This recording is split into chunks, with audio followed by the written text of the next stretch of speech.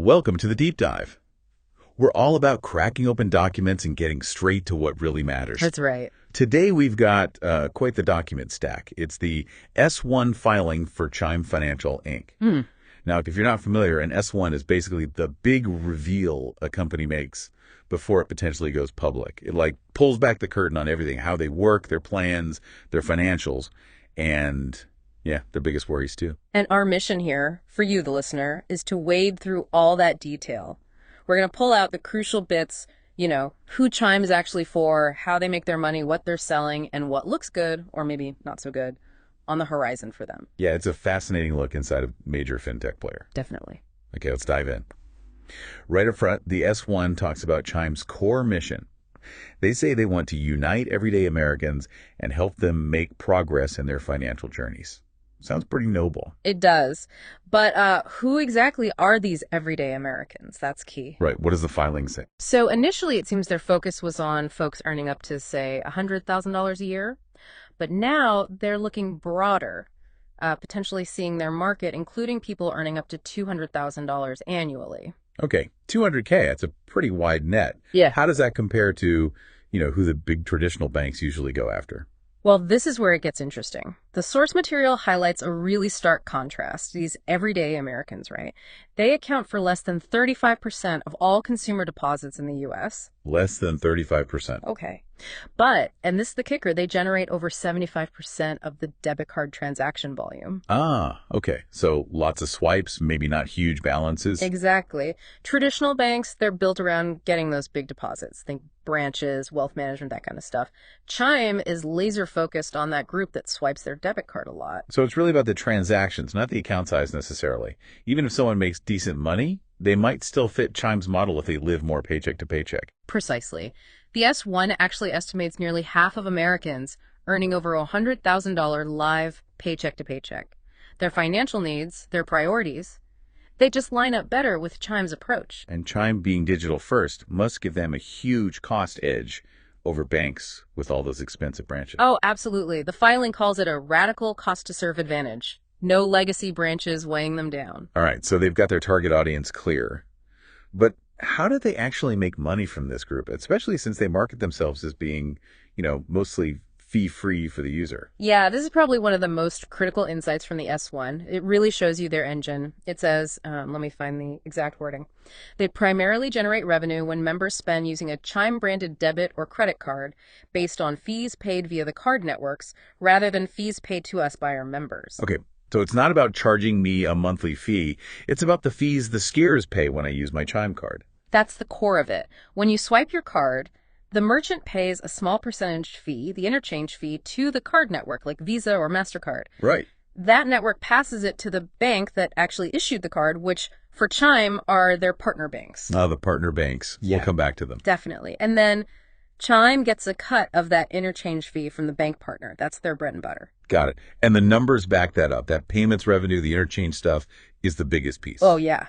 It was the clear majority, 63% back in 2022. It's dipped a little down to 52% in Q1 of 2025, but still easily the dominant source. Still over half. Right. But what's really catching my eye is this other category, platform-related revenue. It's growing way faster, like 92% year-over-year growth in Q1 2025. Payments revenue only grew 18% in the same period. 92%. Okay, that is a big difference. Yeah. Suggests they're building other income streams pretty aggressively. What kind of stuff falls under platform revenue? Well, the source mentions things like earnings from their liquidity products. It seems they're trying to, deepen the relationship, offer more value, and maybe diversify away from just relying purely on swipe fees. Okay, good segue. Let's talk about those products because that's how they actually serve these everyday Americans and presumably drive that platform revenue growth. The S1 mentions liquidity products specifically. Yes, and these are really central to their appeal for their target user. You've got SpotMe, that's their fee-free overdraft feature. It's been used heavily. Members have accessed something like $43.3 billion through it since 2019. Billion with a B. Yeah.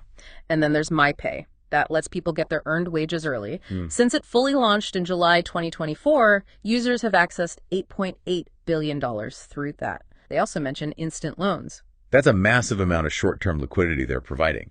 And the key, the S1 says, is that they can offer this stuff cheaply or for free because they have that primary relationship, right? They see the direct deposits, they have the data. Exactly. It lets them manage the risk better than a standalone lender might. And it makes Chime stickier. If your paycheck goes there and you rely on SpotMe, you're less likely to switch banks. Makes sense. They also really push credit building. That's obviously a huge need for many people. Absolutely. They highlight their credit builder card, and they quote a third-party study saying users saw, on average, a 30-point jump in their FICO score within 6 months. That's tangible. That's a real impact. What else? Savings. Yep. Savings accounts, high yield, FDIC insured through their partners, no minimums, no fees. Plus features designed for this audience like roundups, automatically saving spare change, and save when I get paid. Kind of automating good habits. Right. The S1 also lists a bunch of other things. Pay anyone for P2P payments, cash deposits through retail partners like Walgreens, tax filing help, credit tracking tools, Chime deals and offers, and even an enterprise product for workplaces. They're a pretty broad suite. And what's really striking is how the S1 directly connects using more of these products to better business results. Oh, absolutely. They show data that active members using 6 or more products, these members generate a 1.8 times more purchase volume and also 1.8 times higher ARPM. That's average revenue per active member in Q1 2025 compared to the average user. So getting people hooked into the ecosystem really pays off for Chime. Big time. And it's not just revenue, those multi-product users. They also had 14% higher retention year over year, and they refer more people 1.6 times more referrals on average. It just hammers home why being that primary financial account is so valuable. Okay, clear target audience, a core revenue engine shifting slightly, a suite of products driving engagement. What does the S1 say gives them their edge, their competitive advantage in what's obviously a super crowded fintech space? They boil it down to 4 main pillars, as they call them. First, that focus on the primary account relationship we just talked about. Second, innovating specifically for their everyday American niche. Third, that radical cost to serve advantage. And fourth, building a loved and trusted brand. That cost advantage, how do they achieve that beyond just being digital? Technology is the big driver here. They talk about their platform, ChimeCore. It's cloud native, built entirely in-house. In-house, that seems important. Crucial. It means they're not stuck paying licensing fees or dealing with the limitations of older third-party banking software that many traditional banks and even some fintechs rely on. They control their tech stack. Faster innovation, lower operating costs, presumably. Exactly. They avoid those legacy system costs. And the scale mentioned in the S1 is pretty impressive, handling over 60 billion data events per month. 60 billion. Yeah. And they're using that data, leveraging AI and machine learning pretty heavily, not just for, personalized offers, but critically for risk management. They claim their fraud loss rates actually dropped by 29% between 2022 and March 2025. That's significant, especially at their scale. It really is. They also mention using Gen AI and member support and claim customer satisfaction scores doubled from Q1 2022 to Q1 2025. Okay, let's pivot to the financials then.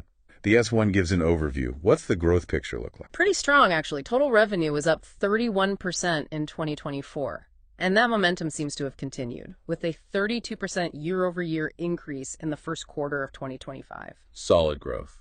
And what about profitability? Fintechs often struggle there. Right. Well, they're showing progress. They had significant net losses in 2022 and 2023, which isn't unusual for a high-growth company. But they turned a corner, reporting positive net income for the full year of 2024, and again in Q1 2025, $12.9 million net income in that quarter. Okay, so moving into the black. Yeah, and their adjusted EBITDA, which is a common way analysts look at operating profitability, stripping out some non-cash expenses that's also been positive in 2024 and Q1 2025. And you mentioned their transaction margin earlier. Yeah, it looked pretty healthy. 67% in Q1 2025. The S1 attributes that strong margin to their scale and those investments they've made in managing risk, like the fraud prevention stuff. Okay, so growth, improving profitability. But now we get to the flip side. Every S1 has a big section on risks and challenges. And for you, the listener, this part is just as vital as the success story stuff. Absolutely crucial. You have to understand the potential downsides. And one of the biggest risks that jumps out is their dependence on their bank partners. Right. You mentioned the Bancorp Bank and Stride Bank. Chime itself isn't actually a bank. Correct. They are not a bank. They rely completely on these partners to hold the FDIC-insured deposits, issue the debit and credit cards, and provide the regulated rails for products like SpotMe. So if something happened to one of those partnerships, it could be incredibly disruptive. costly to replace, potentially impacting services. Right. It's a fundamental dependency risk. And tied into that, I imagine, is the whole regulatory environment. That section seemed complex. Oh, definitely. It's a huge area of focus and uncertainty. The rules for fintech are still evolving. Chime operates through their bank partners, which subjects those partners and indirectly Chime to banking regulations like the Bank Service Company Act. But Chime itself is also getting direct scrutiny. Yes, they're subject to oversight from the CFPB, the Consumer Financial Protection Bureau, and various state regulators. The S1 is pretty upfront about past regulatory issues. Like what?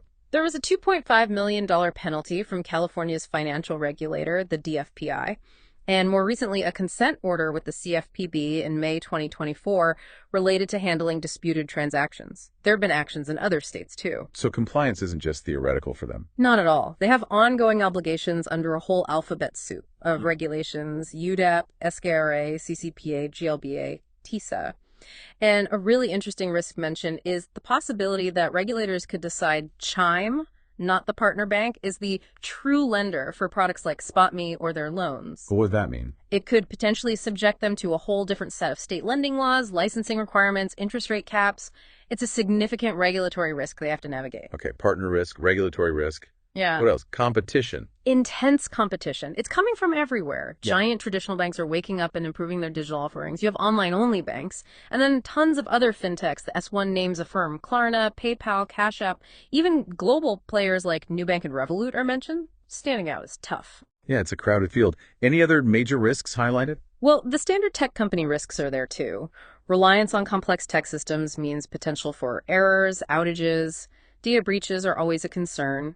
Fraud and security incidents, despite their improved rates, remain a constant battle. And given their revenue model, changes to interchange fees must be a worry. Huge potential impact. Since that's their primary revenue stream, any changes mandated by the card networks or potentially by government regulation could directly hit their bottom line. They also mentioned reliance on key personnel, right? The founders. Yes. Christopher Britt and Ryan King, the co-founders, and their senior management team are highlighted as being critical to the business. And finally, just the inherent uncertainty of being a relatively young company in a fast-changing industry. Their own forecasts and estimates have risks. Okay, switching gears slightly to the IPO itself. The S1 outlines the structure of the offering. Right. They're looking to offer 32 million shares. Some of that's new shares from Chime itself, raising capital, and some is existing shareholders selling off a portion of their holdings. Big Wall Street names are involved as underwriters: Morgan Stanley, Goldman Sachs, JP Morgan. And the stock structure is interesting. It's not just one type of share. No, it's a multi-class structure, which is common in tech IPOs these days. You've got Class A shares with 1 vote each, Class B shares with 20 votes each, and Class C shares with 0 votes. 20 votes. So who holds the Class B? The co-founders, Britt and King. This structure means they'll retain significant voting control over the company even after it's public. Concentrated power at the top. Exactly. The S1 even mentions a proxy agreement that could potentially consolidate control of all the Class B shares under one of the co-founders. And just becoming a public company brings its own set of challenges, right? The S1 mentions those too. Oh yeah. Increased costs, legal, accounting, compliance, much more management time spent on reporting and investor relations, greater public scrutiny, which can lead to more litigation risk, and then all the specific rules they'll need to follow under the Exchange Act, Sarbanes-Oxley, like maintaining effective internal controls over financial reporting. It's a whole new ballgame. A significant operational shift, for sure. No doubt. Okay, so let's try and wrap this deep dive up. We've gone through Chime's mission, their users, how they make money, their products, tech, financials, risks. What are the main takeaways for you from digging into this S1? For me, it really paints a picture of a company that spotted a huge opportunity, that massive group of everyday Americans focused on debit transactions, and built a business model tailored specifically for them. It's a model heavily reliant on interchange, yes, but now clearly pushing to diversify with that fast-growing platform revenue. And they've leveraged their own technology, that Chime Core platform, to gain a cost advantage and build products like SpotMe and Credit Builder that clearly resonate and drive deep engagement. The numbers on multi-product users really show that strategy working. And it's a big but, You can't ignore the risks laid bare in the S1. That fundamental dependency on their bank partners is huge. And they're operating in this really tricky, evolving regulatory space, with regulators already taking notice. Add in the fierce competition, it's not an easy path. So for you, the listener, peeling back the layers of this S1 gives this unique insight, doesn't it? It's not just about Chime, but about how modern fintech operates the blend of targeting specific user needs, leveraging tech, navigating complex partnerships, and dealing with the ever-present shadow of regulation. Absolutely. It shows the intersection of business strategy, tech innovation, and those crucial external factors that shape the financial services landscape for millions of people. So here's something to chew on as we finish.